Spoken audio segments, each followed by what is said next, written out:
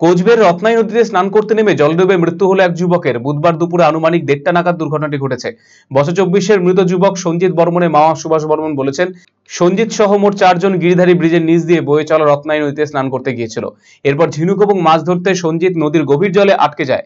বহু চেষ্টা করেও সঞ্জিত নদীর গভীর জল থেকে উঠতে সক্ষম হয়নি, ফলে নদীর গভীর জলে ডুবে মৃত্যু হয় তার। কিছুক্ষণ পর নদীর পার্শ্ববর্তী এলাকার মানুষ এবং জেলেদের সহযোগিতায় সঞ্জিতের দেহ উদ্ধার করা সম্ভব হয়। খবর পেয়ে ঘটনাস্থলে পৌঁছায় সিতাই থানার পুলিশ। তারা পৌঁছে সঞ্জিতের দেহ উদ্ধার করে সিতাই ব্লক প্রাথমিক স্বাস্থ্য কেন্দ্রে নিয়ে গেলে কর্তব্যরত চিকিৎসকরা তাকে মৃত বলে ঘোষণা করেছে। এই ঘটনায় শোকের ছায়া নেমে এসেছে গোটা এলাকায়। ও তো নদীতে গেছিল। নদীতে কেন গিয়েছিল আর কে কে গিয়েছিল? ও 4 জন গেছে, ও শালা গেছে। হ্যাঁ, নদীতে ও যে ঝিনে কুড়িতে গেছিল,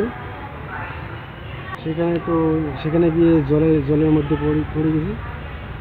তো ওর সাথে তো আরও তো লোকজন ছিল। হ্যাঁ, লোক ছিল, ওর সারা নাকি ছিল। হ্যাঁ, ও আতঙ্ক হয়ে ও চেষ্টা করেনি না, ও তো আতঙ্ক হয়ে গেছে না। তারপরে কি জলে ডুবে গেছে, পরে তো অনেক খোঁজাখুঁজি করছে, পায় নেই। ওর অনেক লোক যে করার পরে ওর নাম সঞ্জিত বর্মন। আপনি সঞ্জিত বর্মনের কি হন? মামা। ওই তো দুটার দিকে খবর পাচ্ছি আমরা।